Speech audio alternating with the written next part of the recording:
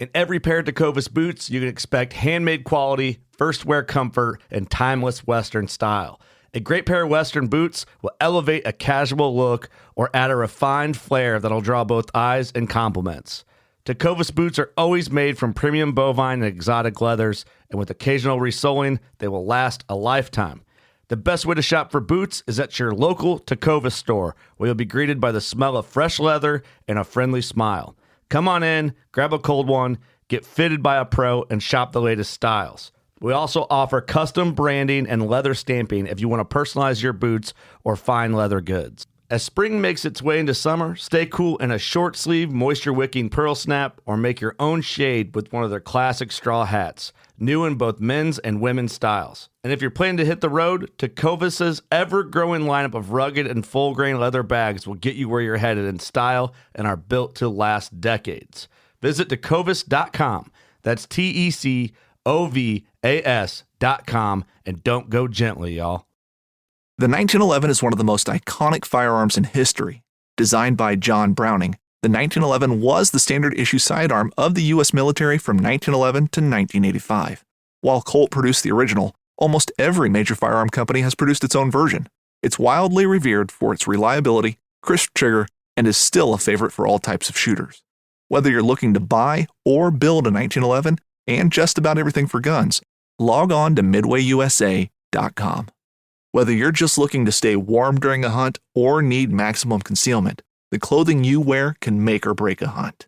At MidwayUSA.com, we understand hunting clothing has come a long way with more meticulously crafted camo patterns, advanced scent control technologies, and weatherproof options to withstand the elements. Hunters have to wait until their favorite season, but shouldn't wait on gear, which is why Midway USA offers super fast shipping. When you're ready for your next system, log on to MidwayUSA.com. In every pair of Tecovas boots, you can expect handmade quality, first wear comfort, and timeless Western style. Tecovas boots are always made from premium bovine and exotic leathers, and with occasional resoling, they will last a lifetime.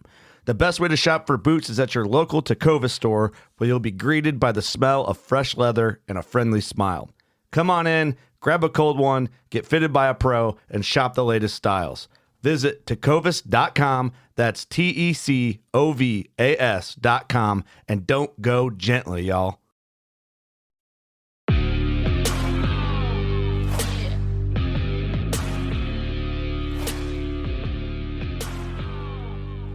All right, everybody, welcome back to another episode of the Bowhunter Chronicles podcast, brought to you by Huntworth. Huntworth gear for all types of weather, all types of terrain, all types of budgets. It's clothing that just works. Check them out at huntworthgear.com. Man, it is almost the 4th of July, starting to get into that whitetail mindset. I'm going to go out over the 4th, do a little scouting, do a bunch of glass, and go retrieve some trail cameras that I don't know where the keys are, so I have to go cut them out of the trees. So don't be stupid and lose your keys like me. But getting all that work started, and going to start rolling into a bunch more whitetail style content. So this podcast was recorded at the Total Archery Challenge with Dieter Kochan with Face Off E-Bikes, and he had approached me about doing this podcast. He's got a collaboration coming up with Lone Wolf Custom Gear, but he also wanted to talk about the rebranding, the new frames that they have, some of the step-through frames, some of the things we didn't talk about with trailers and other things that can put a strain on e-bikes, as well as the new... We talked a little bit about on the last podcast about like the roll-off motors, but now there's another motor that acts like an automatic transmission, and we talk a little bit about the technology kind of bleeding into hunting, and more on that to come in the following months. Big debates in our Patreon group about trail cameras and kind of infighting with hunters. So we're going to try and get into some of that as well as we move through the summer here. But for some of these guys, for some of these hunts, we're looking at the end of August, beginning of September. For us who are going elk hunting, all of this stuff is moving really quickly as we're getting into July. So get out there, go shoot your bow, start getting ready, start prepping your gear, practicing climbing trees, being safe, all of that stuff. But man, got to give a big shout out to our partners, sponsors, Huntworth, Big Shot Targets, Big Shot, Delta McKenzie. Go check out our Instagram if you haven't seen their new X-Ray series targets. Those are crazy. And I remember that technology from ATA, but now seeing like how it was like, oh, neat, but how are they going to utilize that? Man, that's cool. I feel like that's for us. That's built for Uncle Frank, right? I don't shoot spots, I shoot animals. And now you can see, on that animal where the arrow would be if it was a good shot. And now those steep shot angles when you're shooting from your tree stand or your saddle, those quartering to, those frontal shots, all that stuff you can practice and kind of have a much better idea of what's happening. So really, really cool stuff out of them. New stuff getting released from Latitude. Spartan Forge has all their updates. Be sure to update your app so you can check out that stuff. Canadian Zinger, Genesis 3D with that new microfluid head that also will hold your phone. Really awesome stuff there. You should be getting your mineral out, Lucky Buck, all that stuff. And, just can't thank those guys enough. And we're going to be getting some more information out here very soon for the Patreon hunt. Probably beginning of next week, we're going to start moving forward with some of that stuff, and really looking forward to that. But this episode, super interesting. It's always great when you can do them in person like this. You guys are going to enjoy this one. As always, thanks for listening. All right, everybody. Adam here with another episode of the Bowhunter Chronicles podcast. Sitting here in the face-off hunting e-bike booth with Dieter Kochan. He was on here a while back, and you might be saying, like, who is this face-off type stuff? It was stealth e-bikes. Has he jumped ship? Is it a whole new thing for him, or what's going on? And we're going to kind of go through that. We're here at the Michigan Total Archery Challenge. So how's the show going for you? How's the Total Archery Challenge here, Dieter? It's been good. I've never been here before. It looks like a really cool event. I'm kind of jealous that I'm not out there shooting. And I think I was telling my wife, I just wanted to say the word. I have a knock time, just fancy lingo. But I got to see the hill yesterday because we actually rode a bike right to the top, throttle only. So I had a bunch of people saying, I bet you can't get a bike up the hill. And we talk all the time about getting out there and trying new gear and meeting new people. Well, the time to do that is now. The Mobile Hunters Expo is coming back to Kalamazoo, Michigan, July 26th through the 28th, with Q&A sessions and live seminars from Dan Infalt, Shane Simpson, Jacob Sklenner, Greg Staggs, Brian Johnson, as well as the boys from DIY Hunter, Jeremy Aaron, and Daniel Lemon. You can check out the latest gear from Latitude Outdoors, Beast Gear, Arsenal, Nested Tree Stands, Tethered, Elevate, and many more. There's also a new family zone with a kids archery range, archery tag, just $20 for a day pass or $40 for the whole weekend. Tickets can be purchased at the door or online at themobilehuntersexpo.com. we were at the top, so it's a good view from up there. Yeah, and you started off like kind of in a bad spot. They didn't give you a very good piece of real estate. And now here we are right as you walk in, and you really can't miss it. So day one to day two, has there been a difference in what you're seeing as far as interest? Yeah, we've definitely, we talked to people pretty solid even the first day. And we just had a spot that was kind of a dead end. Nobody was passing by. Right now we got Rendell. Rendell needs his double X coat back. He let me borrow while it was raining.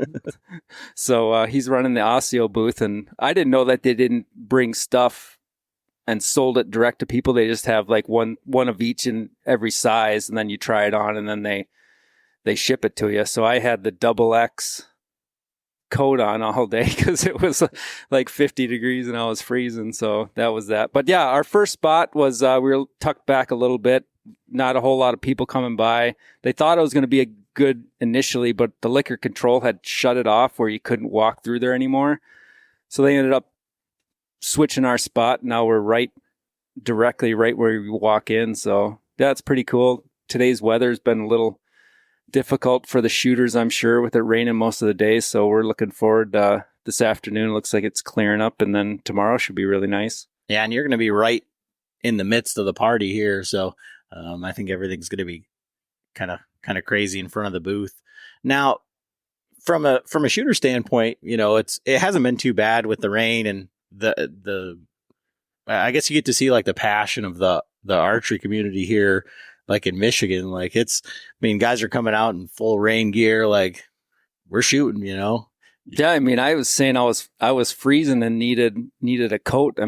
There's guys in shirts or short sleeve shirts and shorts, and your buddy had no shoes on. So yeah, it's like a UP party here. So the face-off e-bike thing. So what's going on with that? You're trying to break into the industry and be, hunting specific. You kind of get your brand established, and now we're changing it. Yeah. So when I started, I had no intention on building a business. It was, I knew e-bikes. I was going to build my own, some for buddies. And I was just, let's think of a cool name. So it was like Stealth E-Bikes. That's a cool name. And it just started growing to the point where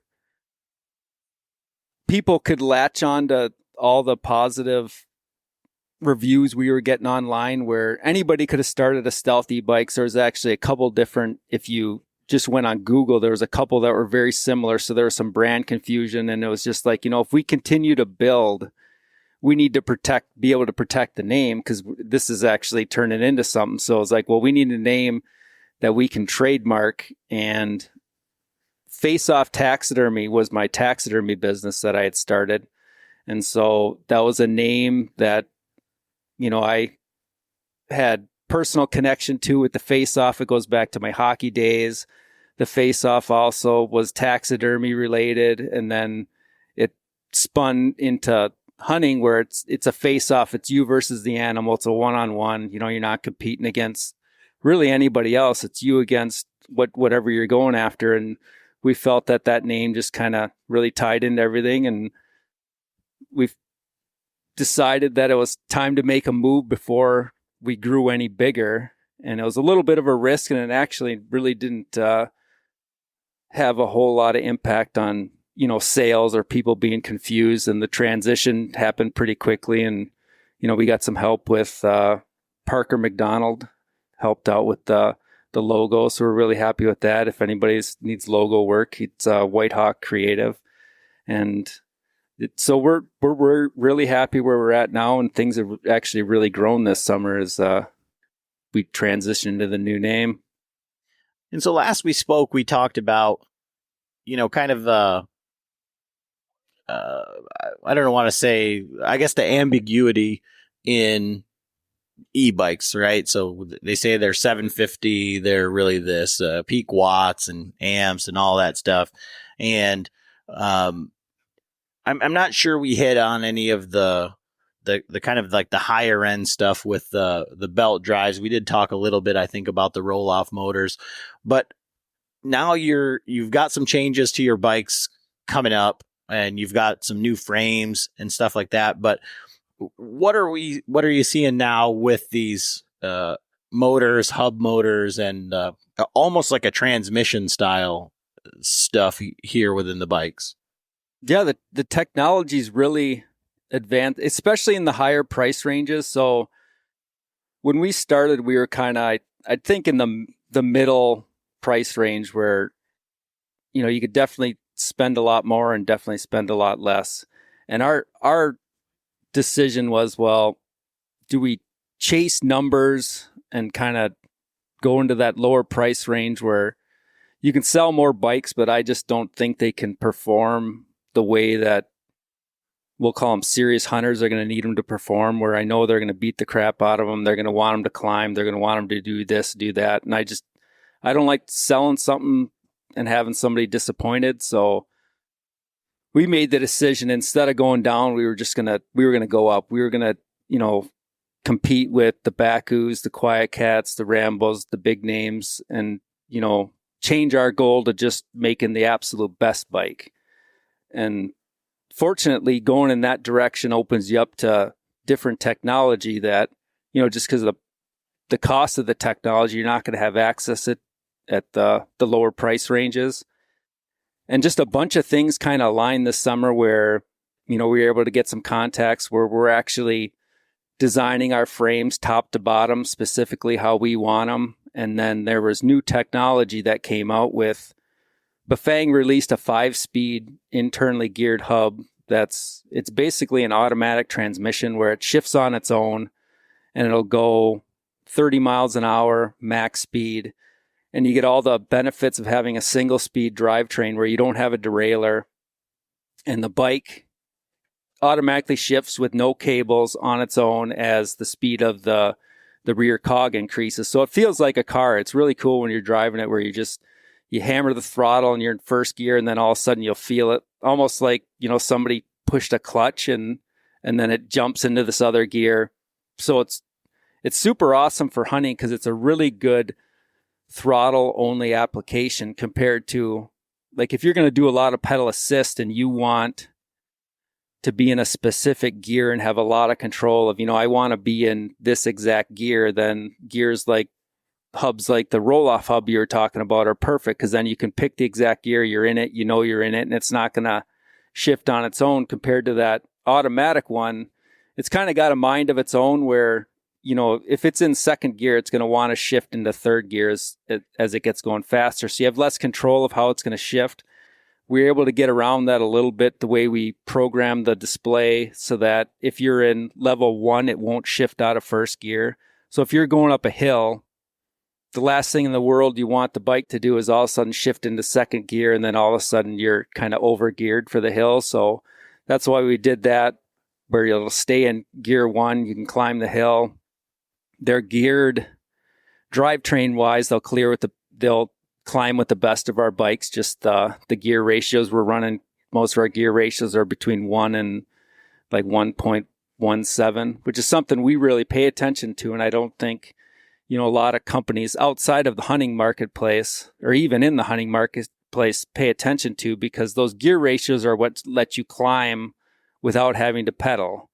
And hunters are kind of a unique market where they're not buying bikes for exercise or really to, transport themselves to work or anything like that. They want to get where they need to go and they don't want to pedal. They don't want to sweat. So, they need bikes that are geared to climb hills compared to have a high top end speed. That's where our single speed bikes were really popular, because guys didn't need to go over 16 miles per hour and they just needed to climb hills and get where they need to be going. And now we able to take the best of both worlds, where we have those single speed bikes, and then with the internally geared hubs, you still get high max speeds and then all the benefits of single speed drivetrains. So when you're talking about these high end hunters, or the people that your customer avatar, whatever, like, what's the ideal use case, right? Is this replacing a 4-wheeler for a guy who wants to hunt further back because I'm trying to figure out some of these guys, and we'll talk about it a little bit later on, that want these higher speed bikes. It's like, I think we talked about on the last one where it's like, all these bikes say that they can get to 28 miles an hour or 30 miles an hour or whatever. It doesn't, why would one person need to go that fast in the woods, or a hunter in that case? And from what you're seeing, and you're talking about, you mentioned Baku, right? And like some of these really higher end bikes, like what sets higher end bikes apart in the hunting field? So we're not talking about now the $500 to $1,500 Amazon bikes. We're talking about now these are specifically hunter targeted, designated bikes. So a higher cost bike is basically going to have a larger battery, so you're going to have a larger range with your battery. It's going to have a more powerful motor, so it's most likely going to have, in the mid-drive world, it's going to have the 1,000-watt mid-drive motor. They're going to have better front suspension, so you're going to have a more comfortable ride with your front suspension. They're going to have 4-piston Tektro brakes, which are the higher quality brakes, where you can, because at some point you're going to need to brake too. Like a lot of talk is about, well, climbing the hill, but at some point you have to come down the hill. So you want adequate braking just for safety concerns. And then a lot of the other technology ends up being displays, and now we're talking internally geared hubs and the width of the rims, the width of the tires, the racks you start to put on the back that are capable of holding tree stands and different equipment. So it all kind of adds together and, becomes something in that higher price range, which, for the most part, it's going to last longer and hold up better to abuse. I mean, you can definitely get by with a less expensive bike. Like, you don't have to, but generally that's going to be something that you're going to be able to use on flatter ground where you're not going to really demand a lot from the motor, where you're going to put a lot of stress on the motor, where things are going to start to overheat and you're going to have problems.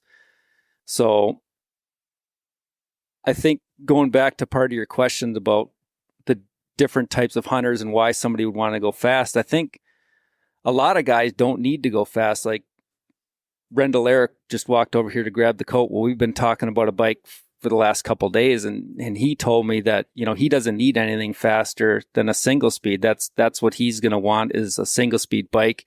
He doesn't need to go over 16 miles an hour. The only drawback to our single speed bikes is that if you actually want to pedal with the bike, you're in basically your climbing gear, and you can't move your feet fast enough to keep up. So if you want to get exercise, or you want to take a bike ride with the kids, or you want to, ride with your wife or ride around town, they might not be the best application of that. Where if you had gears to choose from that were more, give the bike the feel of a standard mountain bike with shifting, then that might be a better option for you. So personally, if I had to pick, I'd probably just stick with a single speed, because I don't have to go that fast. And the only time you ever miss the speed is if you're driving the bike down the highway. If you're parking in one place, trying to hide your car, driving down the highway a couple miles, it's nice to go a little bit faster. But through the woods or through a field, you're probably rarely going to go over 15, so you don't miss it. It's just if you're going to do a lot of pedal assist, or you want to have the bike to do a bunch of different things and not just hunt, that having those internally geared hubs kind of give you the best of both worlds. Yeah, I think that's one thing that I noticed, and even I would say on the road, when you're going that 16 miles an hour or whatever, and especially if you're loaded down, like you have your pack or you have any other gear on, you're changing where the weight is on the bike. So it's not like it gets out of control squirrely or anything, but on 2 tracks and things like that, like, I couldn't imagine wanting to go any faster than that. But I do see what you're saying about, it's like you almost have to have the bike and pedal assist to make it comfortable to ride, just because otherwise you're just pedaling and you feel like you're getting nowhere. You can't keep up. Yeah. Yeah. So is there a way? Are you overwhelmed by the hundreds of food plot mixes out there? Well, you are not alone. And Vitalize Seed has developed a program that takes the guesswork out of food plotting. Vitalize makes it simple with their 2 core mixes, Nitro Boost and Carbon Load. Nitro Boost is their spring-summer food plot mix, and Carbon Load is for planting in the fall, each having a diverse mix of over a dozen seed types that are highly attractive to whitetail. Food plotting made simple. Each mix provides necessary nutrients to the soil, making for better plots each season. This also saves you money by needing less Roundup and fertilizer every year. The 1-2 system simplifies your food plots just how nature intended. And for the more advanced habitat managers, Vitalize also offers a variety of natural amendments with products like their seed feed that offer seeds immediately available minerals ready as soon as they germinate. Make biology work for you. Order now at vitalizeseed.com. While you're building bikes for the specific climbing and that you have the best ratio for climbing gear, is there like a middle road for a single speed as far as the ratios? You can gear them a little bit different. Like, if I have a customer call me and he says he's not going to be in hills and wants the bike to go a little bit faster, then I can gear it to where it'll be like a 17, 18 mile per hour max, which isn't going to climb as well. But if he doesn't need it to climb, then it kind of gives him a speed where he's going to be able to do more pedaling, is going to be able to go faster, and then get more out of the bike. So you can do different things. You're more limited with the single speeds when you pick the one gear that you're going to want to be in. And then, that's kind of where, as a company, our bikes are different than a lot of other companies, is we've kind of really picked a narrow window of customers that we're focused on, where I'm a hunter and the guys I'm selling bikes to hunt, and so I'm kind of building a bike for myself, and then other people like me are interested in them. Whereas if I wanted to attack a larger marketplace, then having single speed bikes probably wouldn't make the best sense, because they don't fit a wider range of people. But when you look at a specifically small group of guys who are going to use the bike mostly for hunting, then it's a perfect fit, where you're getting rid of the derailleur. You don't have to worry about snapping it off on a corn stalk or bean field, tall grass, mud, anything like that. So you're eliminating a lot of the problems that hunters have with the bikes, because bikes were never designed to do what hunters are asking them to do, where nobody thought somebody'd be taking a mountain bike straight through a muddy cornfield and then through a field and down through the woods. So the bikes have to be designed a little bit differently, and that's kind of what we've, as a company, focused on, is just building bikes specifically for guys who hunt. So from that end, and building bikes specifically for hunters, and I think a lot of people get down this road, and just like you talked about with single speeds and having less maintenance and all that, playing devil's advocate here with these automatic transmission bikes, or these internal hub bikes, or any of this other stuff, in internal transmission. And we had talked offline here about being able to set the different speeds for different limitations and things like that for climbing and other stuff. A lot of hunters are moving towards a minimalist or a very simplistic approach. We could take it to the fixed blade broadhead, where there's less room for failure, right? So when you're adding more electronics into something that's you've built to be simple, how does that play in? Because I know a lot of hunters who just want to go, they just want to kill. They want to go and they don't want to have to worry about, and that's why they build bulletproof things.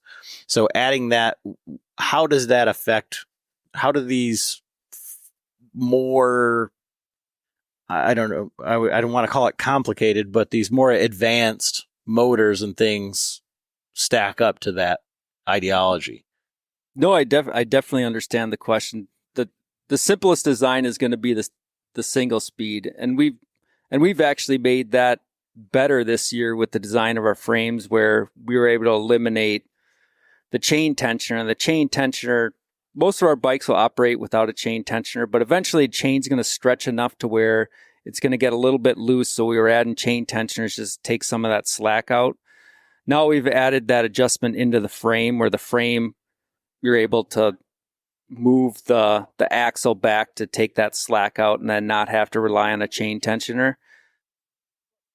With those new 5-speed hubs, I guess the genius behind those is there's no cables.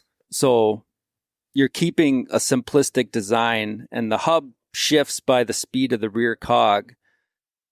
And it's able to take a tremendous amount of torque, to where in the past, the rear hubs couldn't handle the torque and were problematic, whereas now they can handle 200 Newton meters, which is more than what the motor can generate. And they're actually designed to work with Bafang's new, even more powerful motor. So you're able to get speed if you want it, because you can take that 5-speed hub, and let's say you don't want to go 30, you can go into the settings and you can hit the max speed at 20 or 25 and kind of pick where you want to be for a max speed, and then you're going to get a lot more kind of flexibility with what you're doing with the bike. But I think our single speeds are going to continue to be the best seller for those reasons, where guys just want a simplistic design, and we've made them even more bulletproof than they were in the past, where because we got rid of the chain tensioner, we could go to an even stronger chain that wouldn't even fit in the chain tensioner. So now the chains on the bikes are basically, they're almost like motorcycle grade chains where you're probably never going to be able to break them. Whereas that was one thing where people would say, oh, you could break a chain on a mid-drive. The chains are so thick now where they're probably not going to break. The belts are extremely strong. So we're taking a lot of the possible weak spots in the design and making them even more bulletproof to where guys can take them. And, the last thing in the world we want is somebody to go out in the field and have the bike break down or not perform. And our goal's always been that, guys can take these. They need them to work from, whether it's beginning of September to the end of December, and then they're probably going to be parked for a while. But during that time frame, they need to work. They cannot be broken down. Otherwise, we're going to have some upset people. So that's kind of our goal. Is we know the guys are probably going to put less miles on them than maybe another bike consumer is, but they're going to be hard miles and they need to work when they need to work. So one of the other things that we talked about from a use case scenario was trailers, right? So, and I feel like, well, I guess I want to look at it from like the not necessarily like the durability, but like the wear and tear on the bike with pulling a trailer, because I think whether it's a pickup truck or a four-wheeler, as soon as we have a bigger pack, say, as soon as we have advanced capability to carry more stuff, like a lot of people will carry more stuff. And how does weight and, say, towing a trailer affect the, I guess, wear and tear on a bike, as well as attachment point? Because sometimes you attach them back on the axle, sometimes they're up high. Some people make their own trailers, all these other things. So how does that affect like the longevity of the bike and, all of that sort of thing? Yeah. Trailers have, they're, as a guy who designs the bike and doesn't want them to break, trailers are an additional challenge, just because anytime you add significant weight to the bike, you're going to stress one part or the other. And it's just, if you had a lighter duty pickup truck and you're all of a sudden throwing, several tons of rocks and stuff in a trailer and trying to pull, like you're going to stress certain parts. And the bikes really, in general, aren't necessarily designed to pull heavy weights in trailers. But we know guys are going to do it, so we try to make them as strong as they can and capable as we can to pull trailers. So on all our new frames, there's multiple trailer attachments where you have the high attachment point. It's like the Rambo cart, and then a lot of guys use the Hawk trailer. And then we also address the problems with the low attachment point trailers, where if guys were forced to attach basically kind of those kid hauler trailer type attachments to the lower part of the bike, and we're attaching it to the axle. The axle is probably the worst place for putting a lot of stress on, because you need that to be straight, and you don't want to be putting a lot of weight on it. So we actually put specific mounting holes in the bottom of the frame for low attachment point trailers, and the single wheel trailers, if you've ever seen where they have the two attachment points on either side of the axle. So you can run those, which they're actually nice. They take less weight, where they're like a 50-pound rating, but they're really good for turkey hunting, because you could put decoys and your stand, and not your stand, but your blind, and you could haul them there and they track right behind the bike. Whereas some of the two-wheel trailers are going to have a wider footprint going down the trail. So there's an application for trailers, and people always ask me what's the best trailer. And there isn't one, which is kind of why we don't really even sell them, because you could have 10 guys and they're going to like 5 different trailers, and we can't stock that many different kinds of trailers. And so we just designed the bikes to accommodate pretty much every trailer on the market, and then kind of warn people that, hey, you can put significant weight, but anytime you add weight to the bike, then you increase the chances of something breaking. And even the bike that you have, I had a customer who called me, and he's was all happy about how much he had hauled. He had hauled two does and his kid on a trailer, and I think he said he had over 550 pounds on the bike. So I mean, they're capable of a lot, but if you did that every day, it's like if you did it to your truck, you're going to end up replacing front ends. And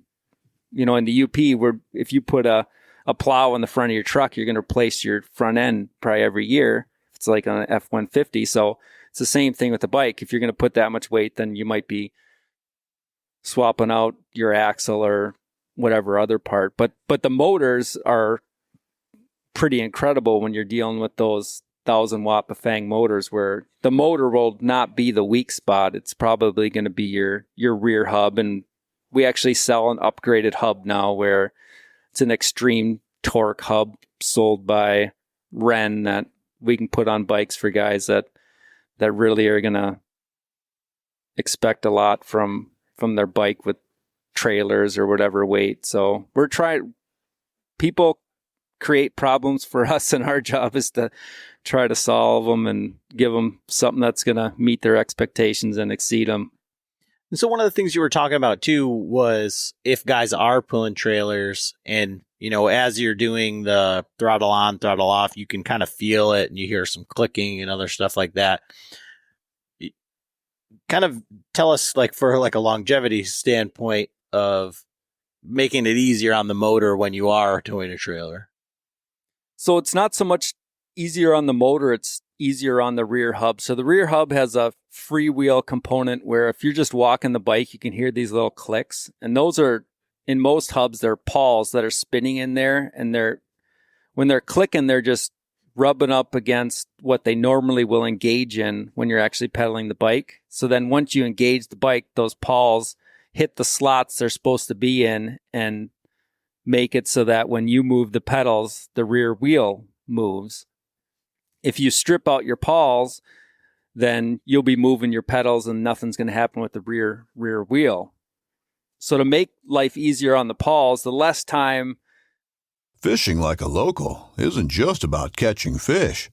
It's about connecting with the environment and the people who call it home. It's about hearing the stories and traditions that have been passed down for generations and sharing unforgettable moments with the people you meet along the way. Fishing like a local is having an experience that stays with you forever. And with Fishing Booker, you can experience it too, no matter where you are. Discover your next adventure on Fishing Booker. Hunting boots are a critical component of any successful hunt. Whether walking a short distance to your blind or trudging miles through rugged terrain, your feet are carrying the load. Without the right boots, you could give up early and lose out on that trophy just over the ridge. At Midway USA, we make selecting boots for your next hunt easier. With just a few clicks of a mouse, you can decide on what's important, like waterproofing, insulation, size, width, and savings. For just about everything for shooting, hunting, and the outdoors, check out MidwayUSA.com. The freewheel is engaging and disengaging, the easier it is, especially when it's under a heavy load like that with a trailer. So if you're able to keep the motor spinning the rear cog, then the pawls are engaged. And if you can keep them constantly engaged, you're not going to have a problem. And to do that, we talked about if you're actually hauling a bunch of weight, you've harvested a deer, if you use the bike and pedal assist and are moving your feet to keep that rear cog moving, you're going to keep the whole system engaged compared to if you're going on and off the throttle and forcing it to engage, disengage, engage, disengage, then you risk the chance that it's going to be halfway engaged. All of a sudden, a heavy load is produced from the trailer, and then, you could strip out your rear hub.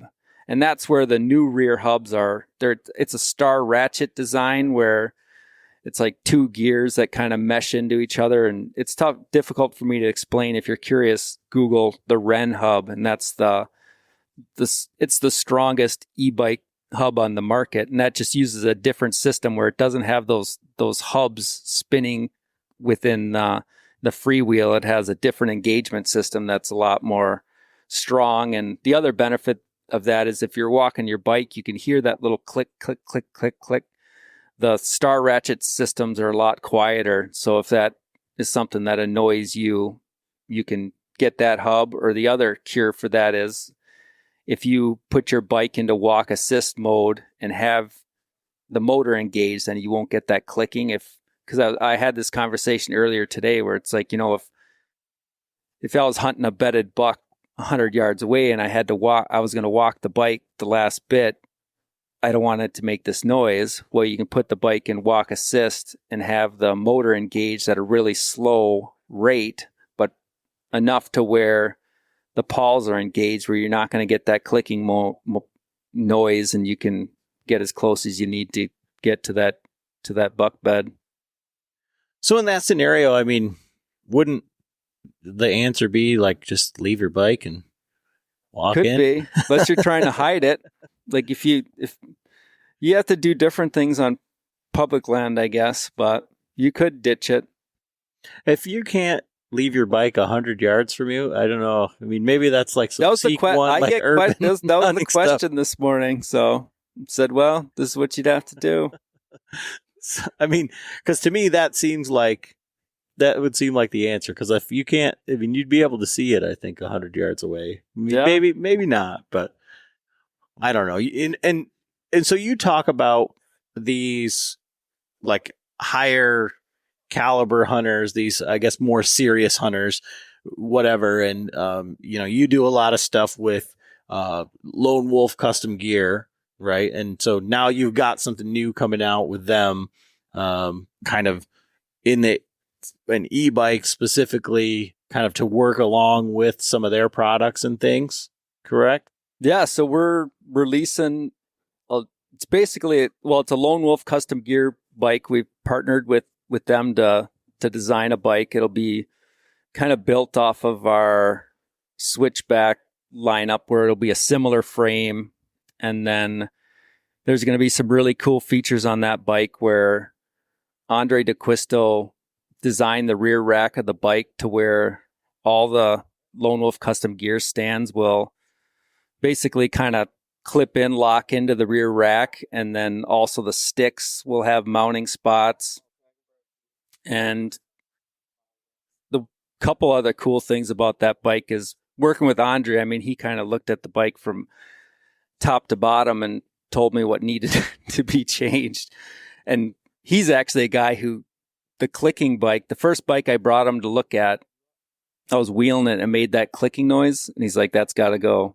I was like, okay, I don't know how to get rid of it. But then I started then I found the Wren hub. And then if you put more grease in it, you can make it quiet. So, and then he has tons of little things where, like, he's really specific about what he needs the bike to do, where on most of the bikes, the handlebars are 30-inch wide. He's like, hey, we need to make the handlebars 25-inch wide. I want to be able to drive through corn rows.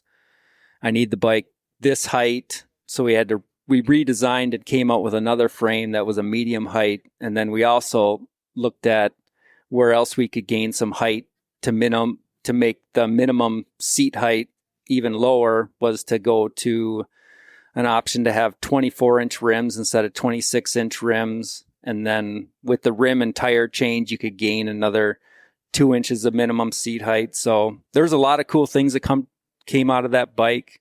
I think people are going to be really excited, especially if you're running custom gear stands. I mean, one of the biggest questions I always get is how to mount your tree stand to the rear rack and to have things that would integrate better. So I don't think there's no other companies on the market that I've seen that are looking at the rear rack as, a transport system for tree stands where everything's going to integrate and really work seamlessly, rather than kind of figuring out how to cobble things and make them kind of just good enough. So from that, like what components are going to be on that bike, as far as, we've talked about a bunch of different motors, a bunch of different hubs, a bunch of different and I believe that it's the bike was here earlier. I think it's going to use that frame where there's different battery capacities and things like that. So as far as specifications, and then how does it stack up against, say, anything else in the market? So that bike, it'll be available in the 2 frame sizes. So it'll be in a large frame, a medium frame. And then either of those frame sizes you can get with 26-inch rims or 24-inch rims. It'll be available. We wanted that bike to be a special bike where anybody who's interested in that bike can get exactly what they want. So that bike will be offered. You can get it as a single speed. You can get it with 5-speed internally geared hub, or you can get it with the roll-off 14-speed hub. So there'll be 3 options for the drivetrain, with the single speed being the least expensive. The bike will be in a kind of a gray carbon fiber color with their 3-dimensional tree bark pattern in black. So it'll look kind of like an old school tree bark pattern. It'll have that rack. It'll have the front basket. We're working on a couple different options for bow holders. So I think it's probably, I mean, as far as I know, one of the first e-bikes that's specifically designed top to bottom for whitetail hunters, especially, and then a lot of Midwestern hunting. So we're really excited about it, excited about the partnership, and we think it's going to be extremely popular with our customers and Lone Wolf Custom Gears customers. So the question that's going to come up and that's going to have to be addressed here, is as soon as this is available, there's the guys that already have an e-bike or they've already purchased one of your e-bikes, and they're going to say, well, can I get just that rack for my gear? Or you've got some of these vertically challenged guys who are going to say, hey, can I get a bike built? Maybe just one of the Bowhunter series bikes or something like that. Now, can I get it with a 24-inch rims so that it's easier for me to use? So are those things coming down the pike as well, or is it just going to be specifically on this model? So we kind of started as a custom e-bike business where if guys wanted this, that, or the other, we can make it happen, and we can still make it happen. So with like the 24-inch rims and stuff like that, I mean, we can do a lot of the standard bike stuff. We'll kind of address what we're going to do with the rack, if that'll be something that'll be available with or without the bike. It's probably just going to be with the bike right now, because there's going to be more stuff coming with that where, there's unlimited possibilities with that, where, having specifically designed pannier bags and different options that'll incorporate with that rear rack. So some of that stuff we're still kind of figuring out. We know that we'll have bikes available starting in July with the single speeds and the roll-offs, and then the 5-speed hubs will probably be available on bikes in August, and then we'll start building inventory. So, I mean, if it's something you're interested in, definitely place your order early, because there's going to be limited availability just as off the get-go, as we're trying to hit that September deadline, to where we know season's starting and guys are going to want their bikes. So we should have all 3 of those drive team available in limited quantities heading into that, and then we're going to start building inventory. But it's kind of a work in process. We have, as of us talking right now, we have the frames built, painted. They're en route right now. We're finalizing the rear rack, and then we're going to announce the bike and everything kind of with this podcast probably when we're ready to do the full announcement, because we want to I'll actually have a couple bikes next week. And so once we get the bikes and we can actually get the rack on them and get some footage of them, then we'll end up doing the release. But But we're excited. I mean, as a company, it's a tremendous opportunity for us to partner with what I'd consider the leader in a lot of the tree stand technology. And Andre, whether he was in tree stands or if he didn't hunt, he's an inventor by nature. So if he wasn't doing hunting, he'd be patenting other things. So just to be able to have access to his ideas and his thought process is a great opportunity for us. So with that and what we're kind of talking about here as that build up to the season and when you're trying to hit that magic date, it kind of leads into something else where, you have a job, you do taxidermy, and now you're kind of entering into something that you were going to do for yourself. And now it's kind of taken off and you're doing more and more stuff. And it just happens to be in an industry that you're passionate about, but not necessarily like if you were a professional hockey player and you play hockey every day, that's great. You're not building hockey skates or sticks and not getting to play hockey. How does this work? How is the business life balance relationship going, especially going into this season with all of these things kind of moving along really quickly?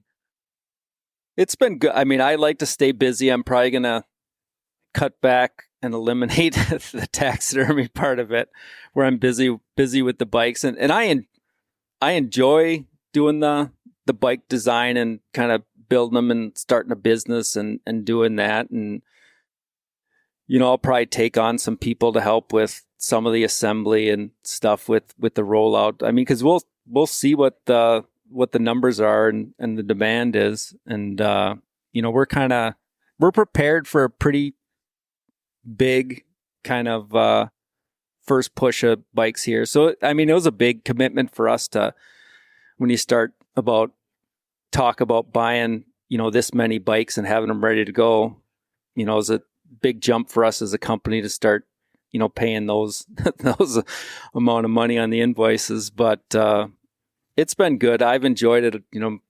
My wife's here with us at the TAC today, helping out with the booth, and we'll see where it goes. But we're excited, and it fits right in with where my passion is, and I obviously do have a full-time job and doing this, I guess, somewhat part-time, but we'll see what happens.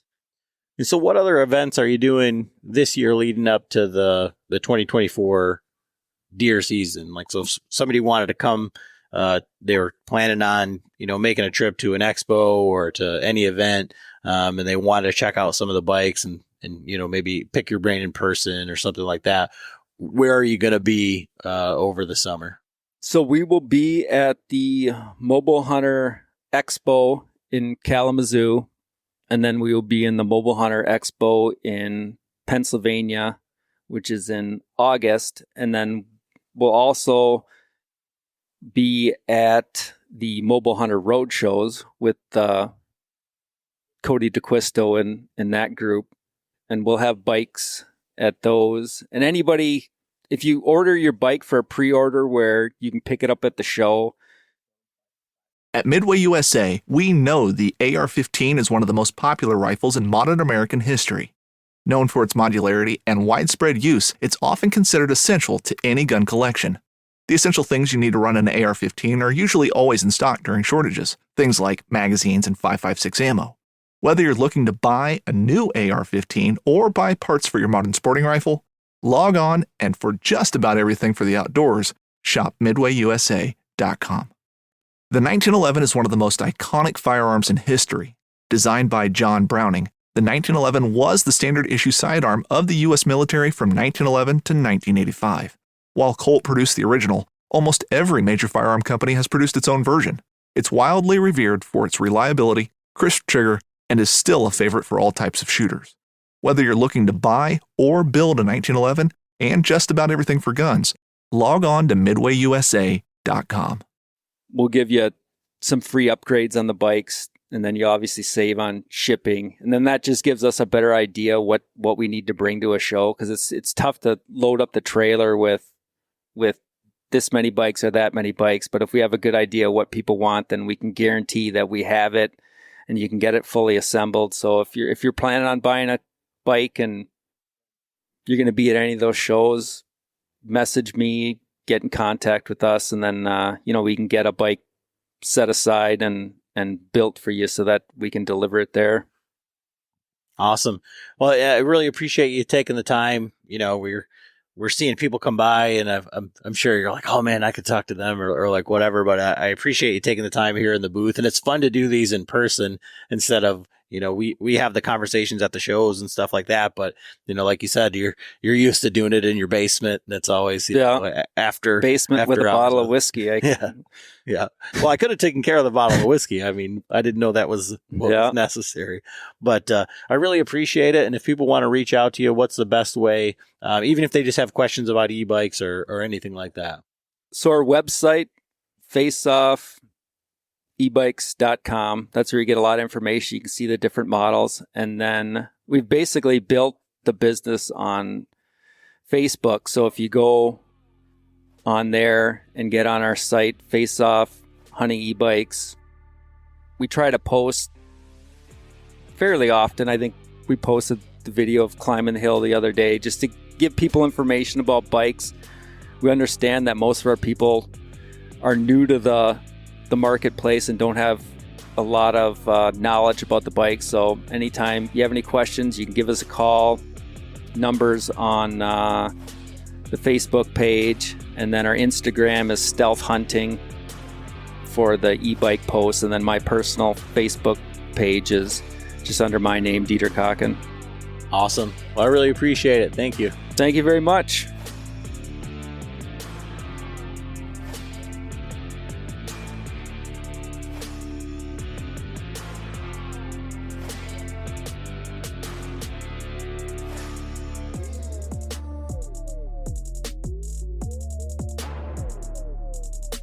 In Wild Country, rules were not created by man. Don't miss Wild Country, Wednesdays from 7 to 11 p.m. Eastern.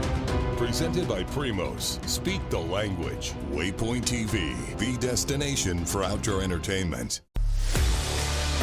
A life that has the stories to back it.